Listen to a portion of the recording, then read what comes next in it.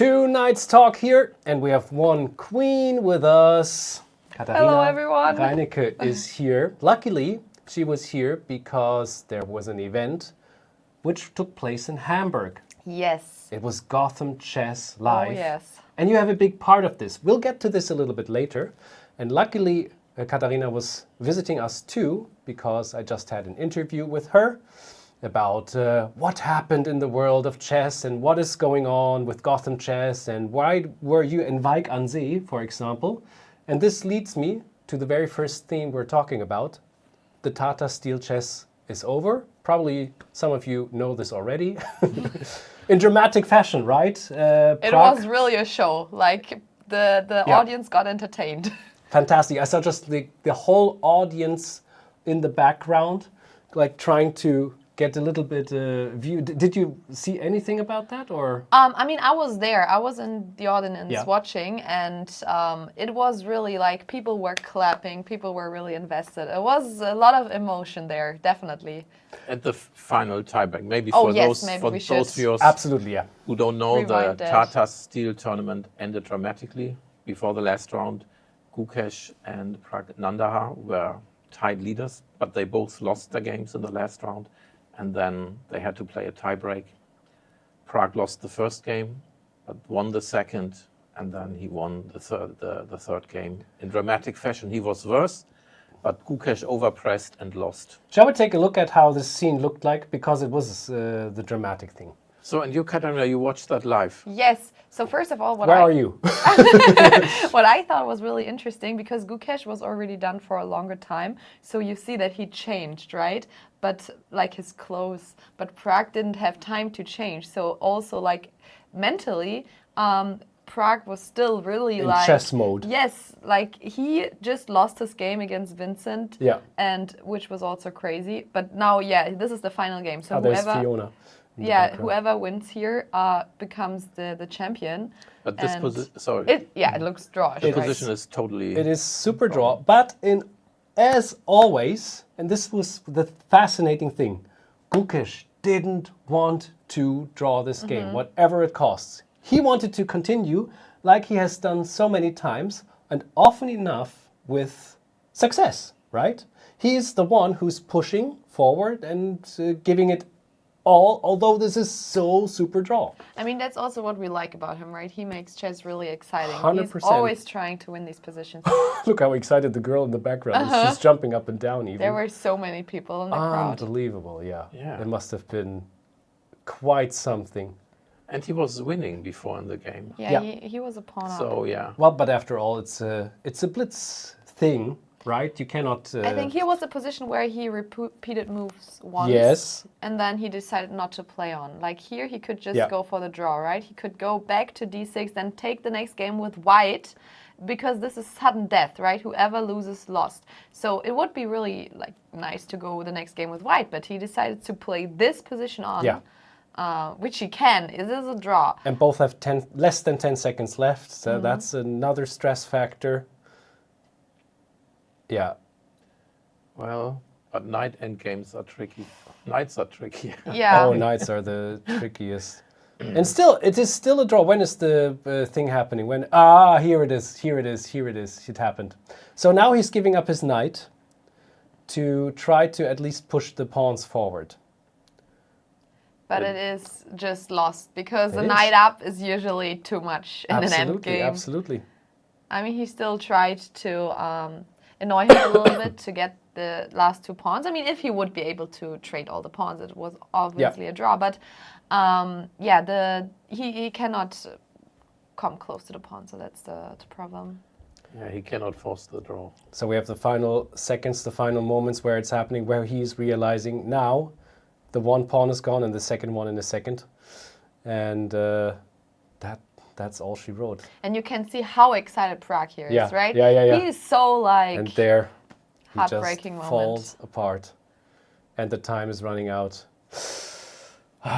And this is how, like, it really happened that Pragg won this event, which is crazy. Because, like, the best of the world, I mean, the world chess champion is playing this event. So that was a huge thing for Pragg, and really Really sad ending for Gukesh. This was one of the first tournaments that Pragg won in quite a while, right? Yeah, I think he had a bad year on 2024. Yeah, but I think he lost only about throughout the year two rating points. But now he's back. And that's what I found interesting, that because Praggnanandhaa is always a kind of, well, you know, how the top players position themselves.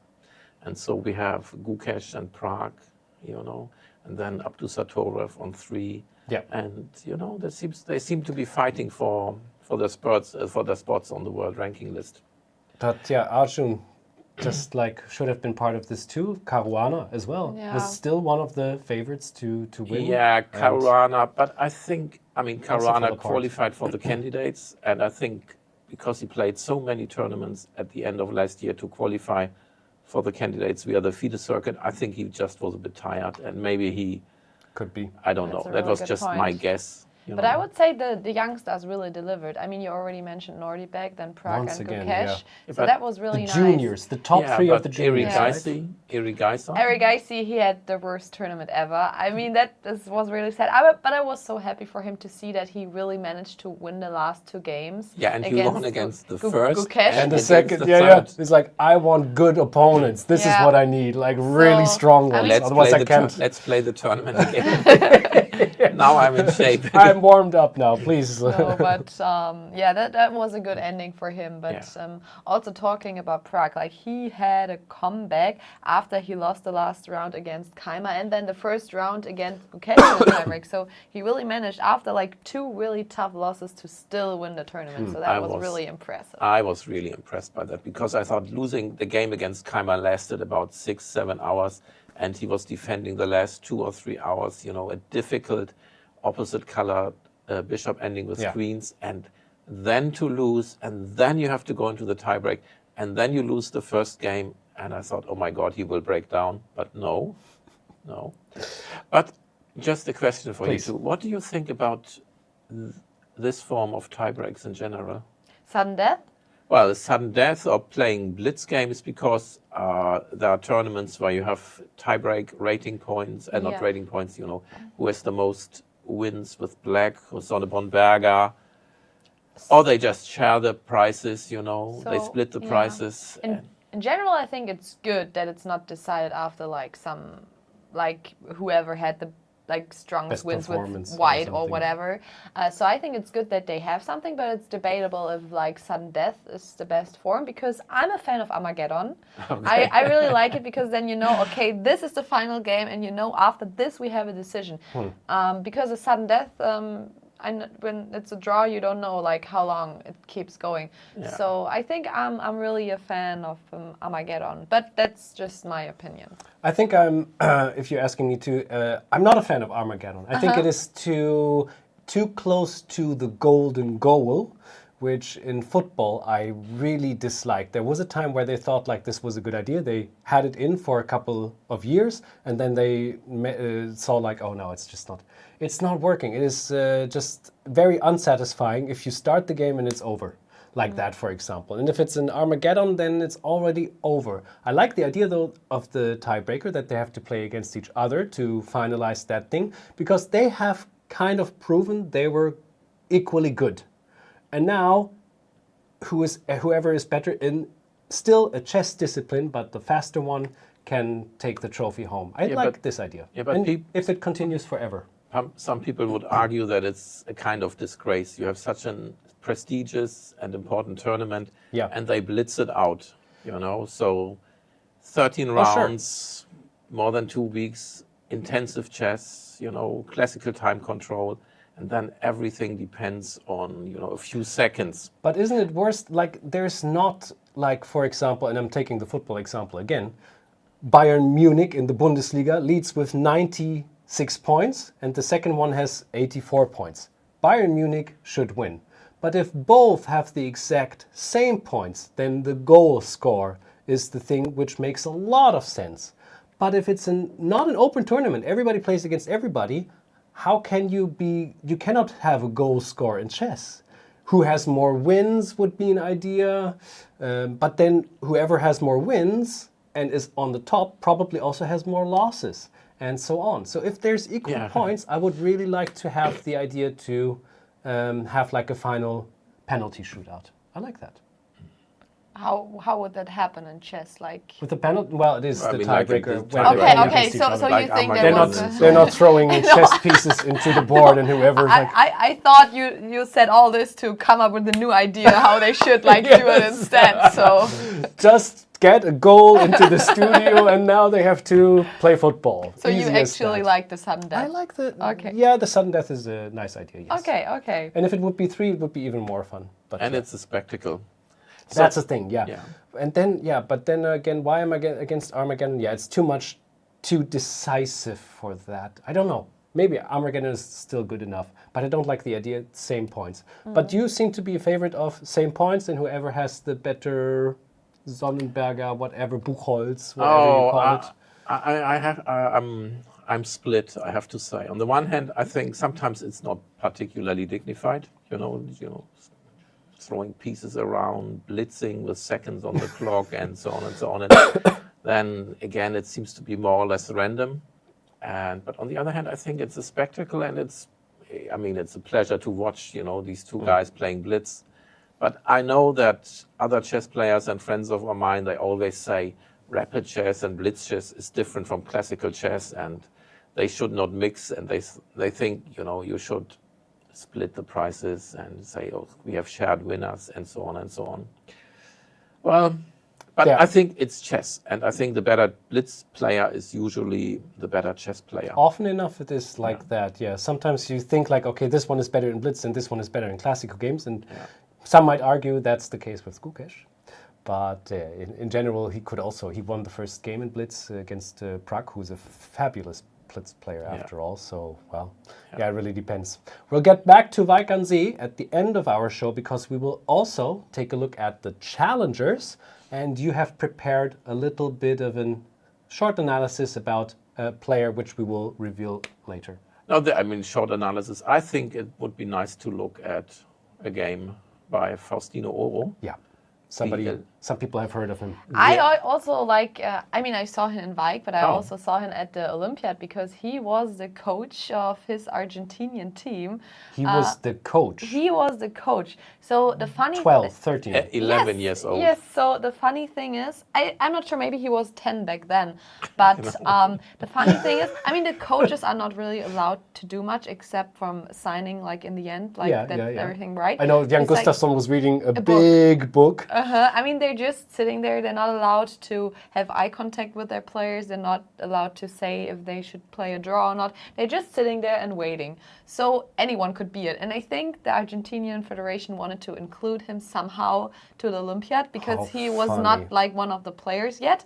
So when Argentina played Germany, he was not the coach for all the rounds, but he was a coach then. Wow. And he walked behind the Argentinian guys, had eye contact with the German players and ate his nuts. It was so cute.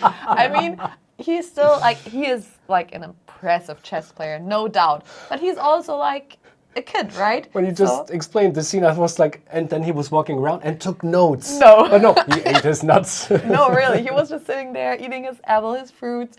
He was just enjoying the chess, walking around, seeing all the games. And so he was the coach of the Argentinian team at the Olympiad. You can never start young enough. That's what the moral of that story is. So we will take a look at this later, for sure. Yeah, and what I thought was impressive, the way that he was able to come to terms with his losses, with his defeats. I think in Wijk he won 3 games against all the women, against 3 women players, Bulmaga, Divya Deshmukh, and Lu. And then he lost 9 games, and 1 game was a draw. Wow. Okay, I didn't know that. And I think he had a losing streak of 5 games in a row. Yeah, that was really tough. And losing 5 games in a row. Especially in that age. Yeah, and in that 10, tournament. 11, 12, 13. Tournament, yeah. But then he came back and won against Lu. But I thought impressive, what the game I found most impressive is this game against Bulmaga. Yeah, okay, we will take a look at that, but later. First, we have to talk a little bit about our special guest here, of course. So let's start with Wijk. You were there. Why were you there? So I do work for the Levy Rozman management and his tour. So the idea was to get some content for the promotion of the tour, and I also knew some people there. I also wanted to visit them. So that was all in all. Just I thought would be nice for me to step by at the last weekend. So yeah, that was the plan. Nice. And the thing is that a lot of people know Katharina Reinecke already, especially because you were in Singapore and you were asking the chilling question. In our German interview, you were emphasizing a lot about that, and this was the first time I even understood the whole joke in its complete extent, and that John Cena is also a part of that. Now you are working for the greatest international chess streamer ever, GothamChess. And now you're working for him. What is your job there?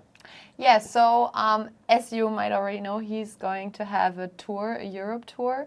And so yeah, I'm working for his manager, Stefan Kastenmüller, who's the head organizer of everything. And they needed someone in their team. So, for example, we just had our kickoff event in Hamburg, and what I was doing, I was suggesting or approaching like special guests. I do all the kind of stuff that needs to be done for events, like ordering books to be signed, like whatever comes up. And you're the helping hand, and you have the chess knowledge and the networking too, apparently. I hope so. It seems so because, of course, Jan Gustafsson was another guest, and Fiona Stahl was the one who was hosting that, and that was a big part that you took place in this and arranged that. And Johannes and I were visiting this event, and we will show a little clip of how it looked like right now. The one and only Levy Rozman. Nice job. That's really good. Hi, Fiona. You ready for some fun? I hope so. Tell me right off the bat your first impressions of what you see. That's the best crowd I've ever had. So give yourself a round of applause. Already, I can tell we had a great night. So. And that was a nice event. We had a lot of fun. We had front row, so that was very helpful, of course. And but we had to leave the front rows when Levy was signing. Taking photographs for the public. Yes, Katharina, why? What the heck?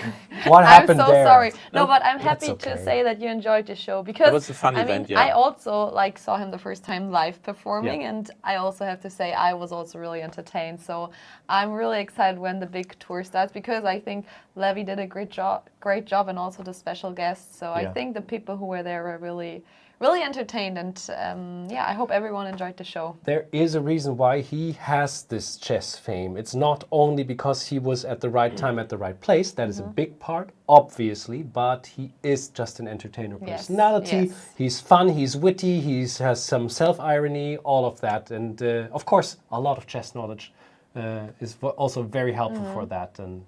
And now in May, the big tour is starting. So in Hamburg, there were 100 people. Yes. And it felt nice and cozy. It was filled to capacity. I mean, sure, the venue just fit. Could not.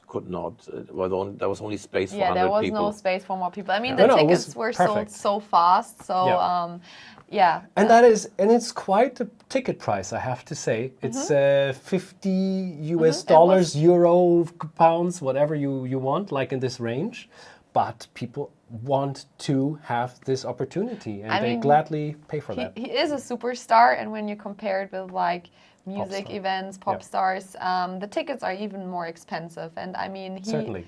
So I mean, there is a show. The show also has its costs, and I think it's a really fair price. And I mean, we can see it from the tickets that already have been sold. So for 1/3 is already gone for May. So, and we didn't even start like the main promotion stage. So you can really see that people want to be there, want to see him live performing, and I can only recommend it, because I think it's going to be really great. Well, the point I wanted to make is exactly, so in Hamburg there were 100, it was the capacity which was like ideal for that, but there will be an event in London, for example, and there will be 1,800 people. That's crazy when you think about it, right? Actually, yeah, it's almost like if you would have told me beforehand that I was in shock when I heard it the first time on that evening. And but there is this amount of people a crowd fan of chess who want to see Gotham Chess? Apparently so. Yes, it's crazy.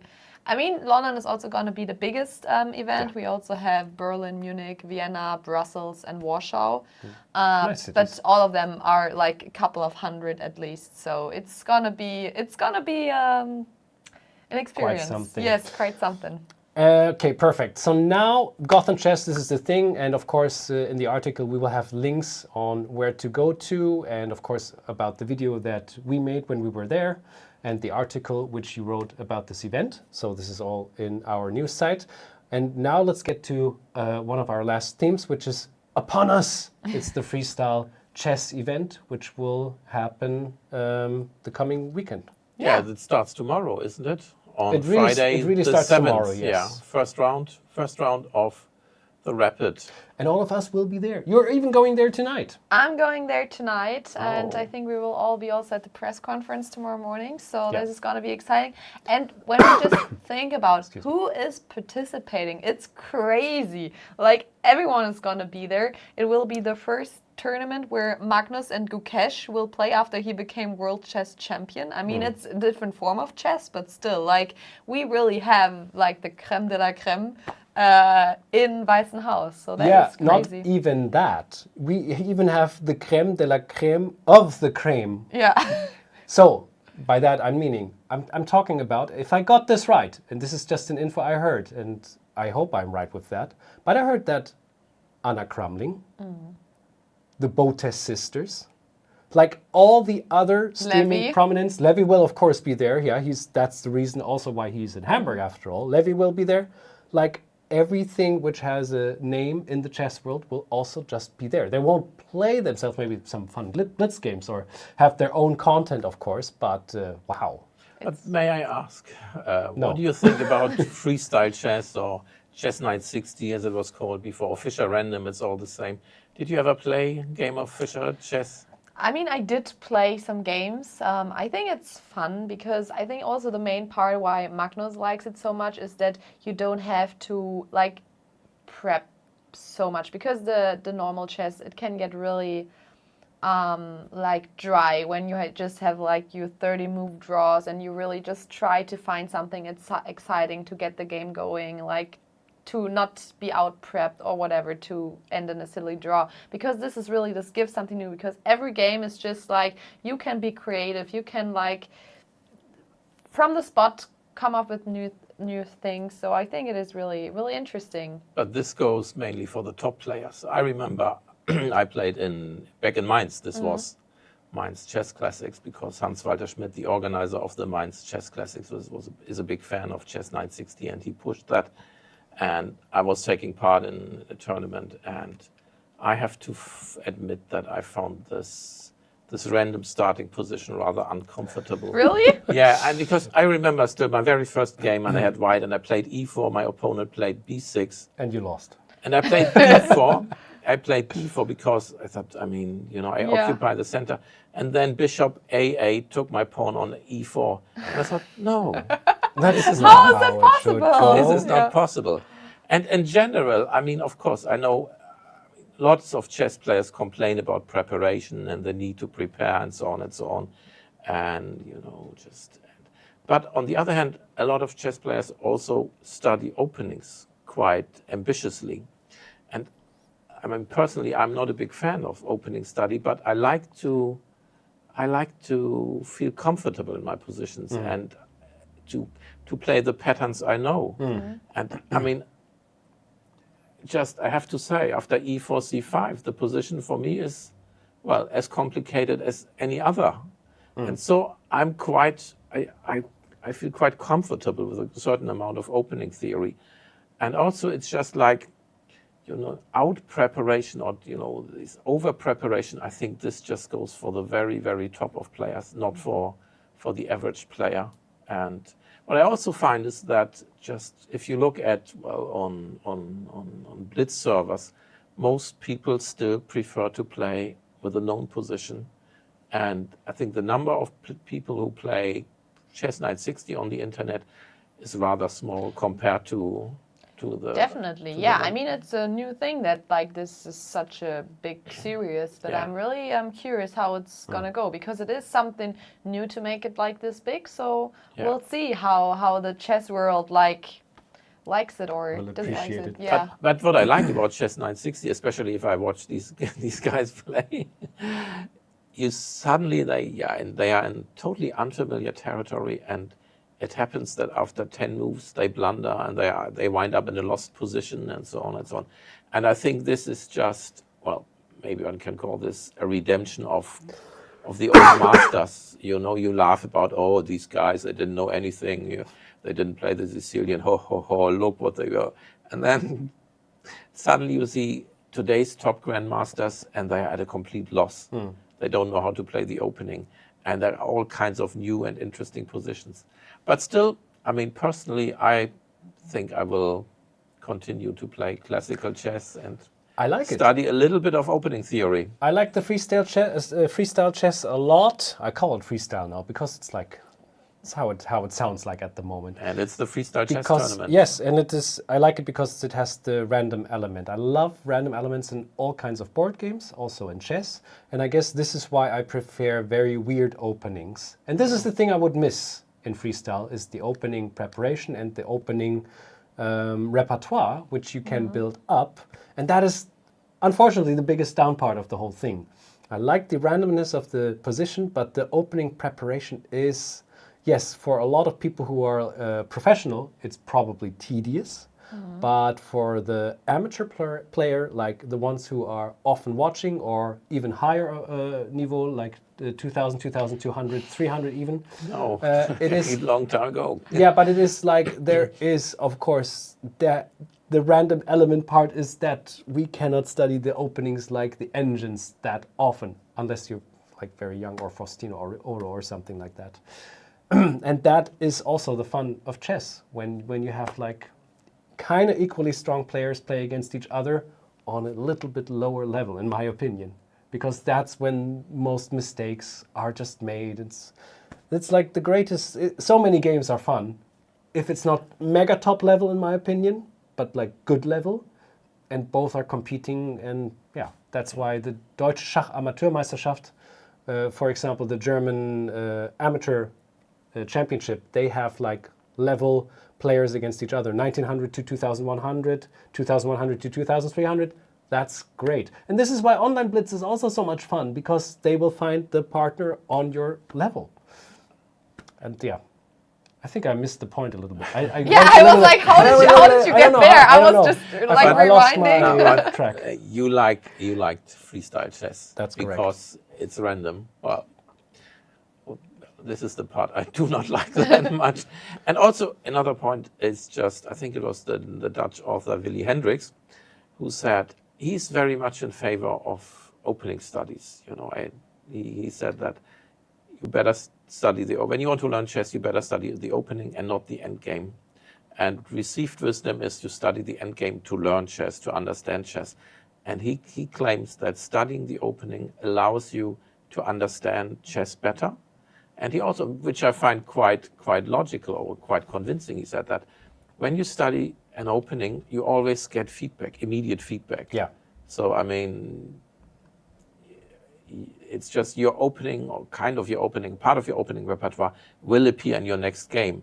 If you study, you know, the most basic endgame positions, you can maybe play 50 games without having them on the board. I mean, definitely, it's a different kind of playing chess. It's more like understanding like the patterns, the ideas, and not like just getting the theory into your head. So Yeah, but I think that's also like, you can really see like some like people are more like better in these kind of chess and some better in these. So I really think that like, yeah, we will see like who is like more favorable, because I really think that also depends on your like style of playing chess. So it's just different. So I can understand when people say they really want to be prepared, they know what to expect. But I also understand the people like they say, oh, my opponents are always better prepared. So I like when this is gone. So I mean, this depends on what kind of player you are. But I also a cautionary tale. In Mainz, it was just like, oh, you know, that these good players are basically good because they study a lot of openings and know opening theory. But it turned out the best the highest rated players were also the best in chess 960 or freestyle chess. So it's not only the opening knowledge, it's just they seem to play better. Well, the opening knowledge is, of course, and this is probably, I cannot even speak about it, but this is what I've been told from Elisabeth Pitz, for example, that the opening goes hand in hand with the middle game and the end game. So all those patterns which you're learning and pushing into your head from the opening theory are so important for the overall chess, right? And that's probably another part. Let's not talk about the FIDE freestyle stuff. You can, as a matter of fact, actually, Jan-Hendrik Büttner will visit our studio in the next hour, I think. Yeah, exactly. And we will have an interview with him.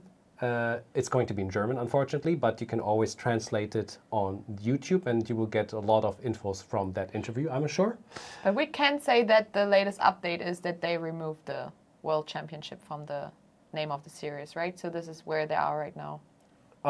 Yes. So this is just the latest update. At least that's the latest I heard. That seems to change and by the hour. Exactly, yeah. So, yeah. But I wonder how it is when this episode is launched tonight. Something else might have changed already, so, yeah. But I want to quickly ask you one more question to the freestyle event. Who will win? Well, that's easy, Carlsen. That is easy, Carlsen. I mean, of course, the answer is always Carlsen. If you ask me who is going to be a favorite in this tournament, who's going to win it, I will always say Carlsen because he is the very best player. Who will be second? Oh. Keimer. I'm rooting for Keimer. He can do this. He likes this format. He mentioned that he loves it really much. I think that's a very good tip, actually. I mean, we're also all German, so I guess we also have like... Yeah, I would be very happy if Keimer came first or second, you know. Let's hope for that. I can, let's just agree on that. It's hard to say. There are so many good players. They are all so good. I mean, there are no really bad players, so exactly. it's really... Let's get to our last segment and the end of the show while we are showing you the nice game of Faustino Oro against Irina Bulmaga. Why can't see? It was the last game? No. It was the third round. So quite the third round. And what I liked about this game, I mean, the fact that Faustino lost 9 games and won 3 and had only 1 draw. At least this indicates that he seems to be a bit, unstable or, as young players often are. They have great moments, highs and lows, but in this game, what I found impressive was his technique and his skill in the end game. So maybe he studied more end games than openings. So I'm curious. The young ones, this is what Carsten Müller, one of the end game experts of the world, says. The young ones... That is a myth that young players are not good in endgames anymore. It's actually the opposite. They are studying endgames ferociously, and they're really good and sometimes better than the old guard. So good advice for us, don't get into endgames against youngsters. Maybe not anymore, exactly, yes. They're good in the opening, they're good in the middle game, they're good in the end game. Just don't play them. Just don't play them. That might be the best advice, you're right. So all this is pretty normal, And now white takes on f6. Double pawn. No. So giving up the bishop's pair, but getting, ruining the structure of the opponent.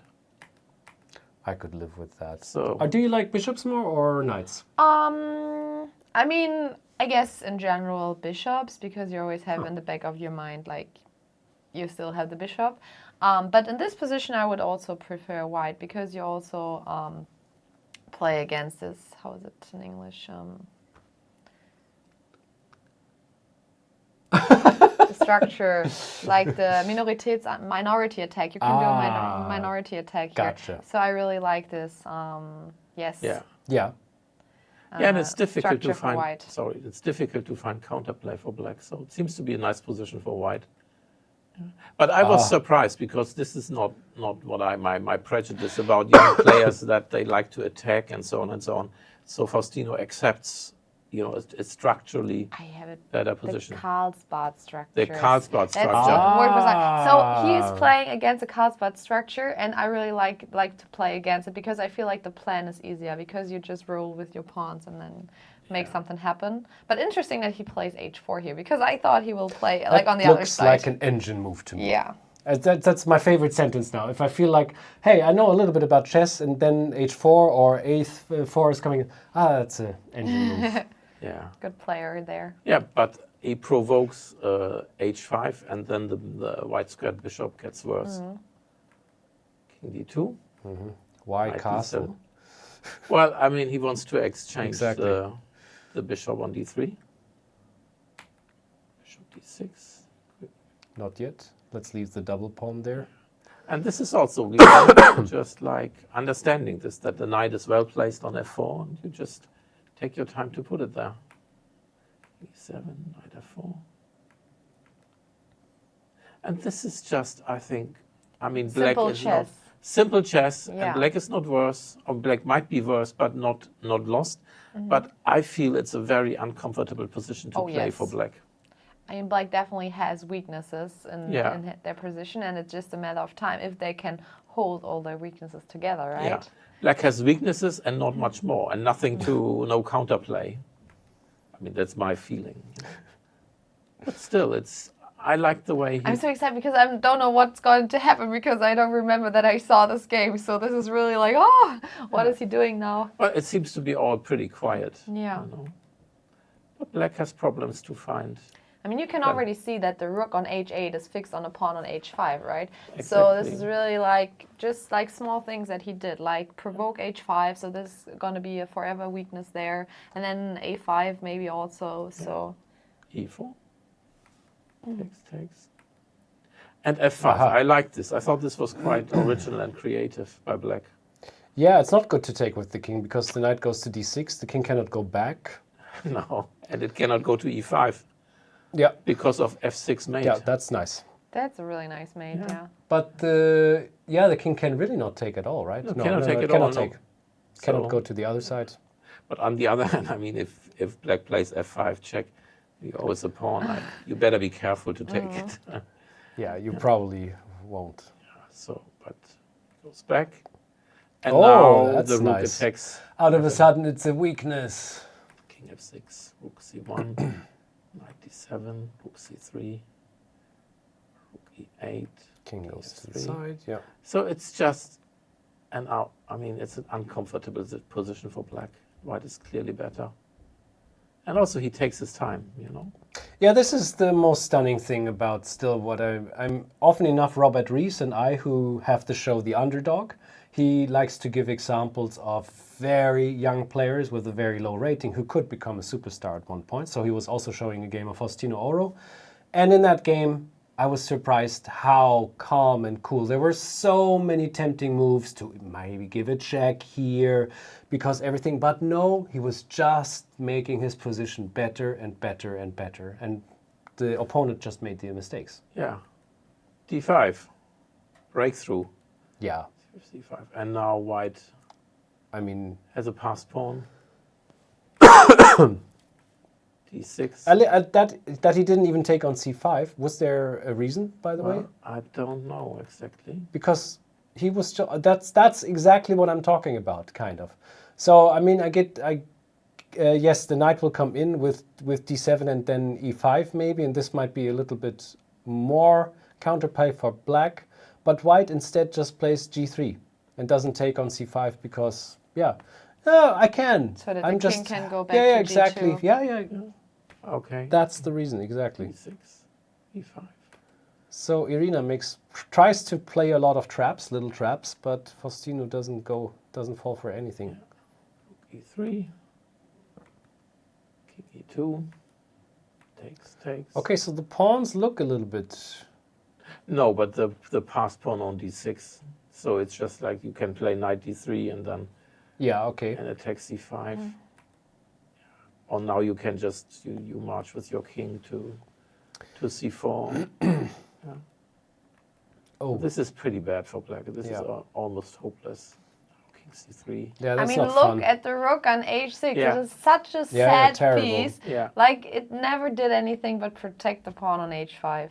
Yeah, and so it moves back. Yeah. Yeah. And this now is also interesting, C5 you is know. falling now, like 10 moves wow. later. Yeah, right? but the interesting thing is that this is an exchange sacrifice. And after knight b6, you take on c5, then knight takes d5, king d5, and then the d-pawn will decide. Wow, King this is c6, pretty. king c7. This is so pretty. Like, I can see that the knight on f4 is so much better than the Yeah. rook on h8. e8. He takes the pawn. Yeah. And now the king He's penetrates. still not And taking. a4 Okay. is also hanging now.